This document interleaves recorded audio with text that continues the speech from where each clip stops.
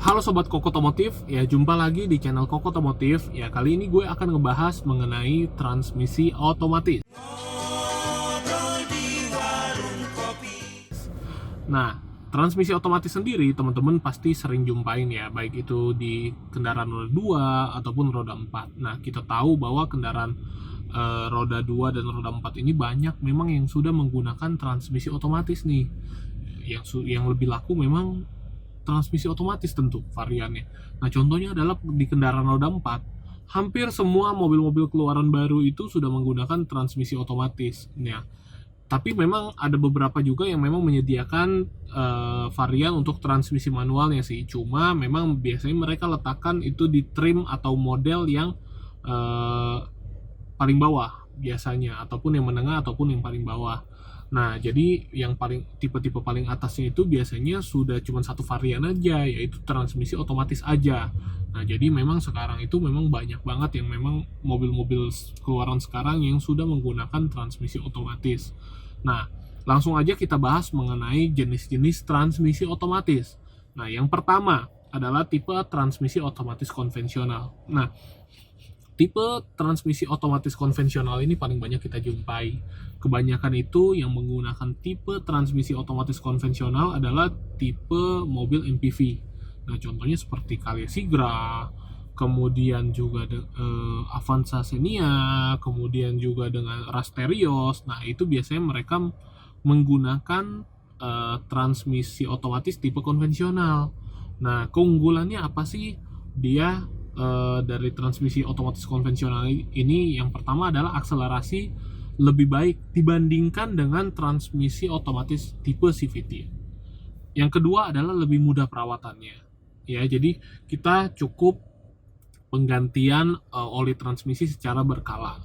Kemudian yang ketiga adalah part-partnya itu lebih mudah kita jumpai dimanapun rata-rata ada nih komponen-komponennya. Dan juga yang keempat adalah banyak bengkel yang memang bisa memperbaiki untuk transmisi ini. Nah, tapi di samping itu juga ada kekurangannya nih. Yang pertama adalah transmisi otomatis tipe konvensional ini masih ada hentakan ketika terjadi perpindahan gigi. Jadi tetap ada hentakannya nih. Jadi untuk si pengendara atau pengemudi tetap berasa nih untuk perpindahan giginya. Jadi ketika misal mobil itu jalan dan berpindah gigi, kita bisa merasakan perpindahan giginya tetap. Nah, lalu yang kedua adalah lebih boros bahan bakar. Ya, untuk transmisi tipe otomatis konvensional ini penggunaan bahan bakarnya itu cukup boros nih. Karena apa? Karena memang secara akselerasi kalau dibandingkan dengan mobil manual dia memang lebih lambat juga, tapi lebih baik dibandingkan transmisi tipe CVT. Nah, terus juga karena dia menggunakan torsi converter, tentunya perbandingan tenaga yang tersalurkan dari mesin ke roda itu tidak murni 100%. Jadi ada losses, ada tenaga yang terbuang di torsi converter ini.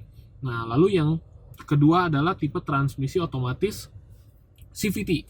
Nah, untuk tipe transmisi otomatis CVT ini, mungkin gue akan ngebahas mengenai yang pertama singkatannya ya, CVT. Jadi teman-teman mungkin pernah tahu CVT, tapi singkatannya apa sih? Sebetulnya kepanjangannya apa sih? Nah, kepanjangannya itu adalah Continuous Variable Transmission. Jadi dari kepanjangannya itu pun juga kita tahu ya bahwa dia akan rasionya itu bervariabel secara berkelanjutan. Artinya adalah dia itu sangat minim atau sangat minim jeda untuk pergantiannya. Jadi dia akan berkelanjutan terus, continue terus. Nah, ini menjadi keunggulan dari transmisi CVT, yaitu sangat minim hentakan nih. Jadi ketika terjadi perpindahan giginya, perpindahan transmisinya, hentakannya itu sangat minim sekali. Jadi cocok sekali untuk mobil-mobil keluarga atau mobil-mobil MPV. Nah, karena dia itu ketika kita bawa sangat nyaman sekali tentunya. Nah, terus yang kedua adalah lebih irit bahan bakar ya untuk tipe transmisi CVT ini. Kenapa? Karena kalau kita lihat di mobil transmisi dengan transmisi CVT itu RPM-nya rendah terus ya. Contoh di mobil Lio gue ini dengan kecepatan 100 mungkin RPM-nya tidak sampai 2 ya, 2 tapi masih kurang sedikit. ya. Jadi RPM-nya sangat rendah. Jadi membuat pemakaian bahan bakarnya itu cukup efisien, ya. Tapi di samping itu ada kelemahannya juga nih dari transmisi otomatis tipe CVT. Yang pertama adalah tentunya perawatannya ya. Kita harus merawat oli CVT-nya, ya, oli transmisinya.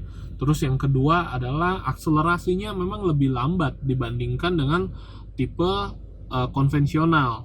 Akselerasinya lebih lambat. Terus yang ketiga adalah untuk tipe CVT ini pemakaiannya harus betul-betul hati-hati. Maksudnya dalam artian ya hanya untuk pemakaian normal aja gitu. Jadi tidak bisa dipakai untuk berakselerasi terus-menerus karena sangat riskan ya. Karena CVT itu dia menggunakan belt atau kita sebutnya dengan sabuk baja. Biasanya kalau di mobil itu menggunakan sabuk baja, tapi kalau di motor itu menggunakan belt karet gitu deh. Karet tapi dalamnya itu ada benang-benang nilonnya. Nah, tapi kalau di mobil itu menggunakan sabuk baja. Nah, jika kita gunakan untuk berakselerasi terus-menerus, misalnya kita gas terus, kita kencang-kencang, atau kita bawa tanjakan tapi kita gas terus, nah itu sangat riskan beltnya itu putus. Nah, jadi banyak juga dijumpai adalah beltnya itu putus karena memang transmisinya itu dipaksa untuk berakselerasi terus. Nah, jadi memang transmisi otomatis CVT ini tidak diperuntukkan untuk balapan ataupun untuk mobil-mobil dengan tenaga yang cukup besar. Ya, jadi kalau misalnya tenaganya besar biasanya tidak menggunakan transmisi otomatis CVT ini. Nah, terus aplikasi mobil apa saja yang menggunakan transmisi otomatis CVT? Ya, biasanya di mobil Honda dia.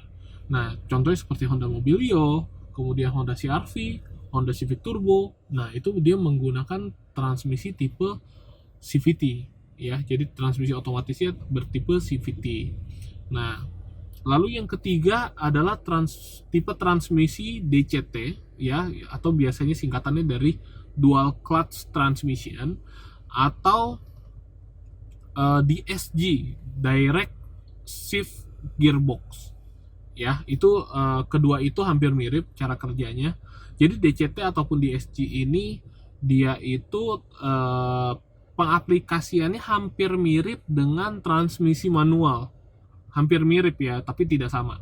Jadi dia itu ada double coupling, ada dual coupling ya. Coupling yang satu untuk menangani transmisi dengan tipe ganjil. Maksudnya transmisi ganjil itu berarti transmisi 1, 3, 5. Kemudian kopling yang lainnya itu untuk menangani transmisi yang genap, misalnya 2 dan 4. Nah, jadi keunggulan dari transmisi DCT ini adalah yang pertama, jeda pergantiannya sangat cepat. Sangat cepat. Jadi kita hampir nggak kerasa tuh dia perpindahan giginya. Nah, terus yang kedua adalah transmisi ini sangat kuat nih.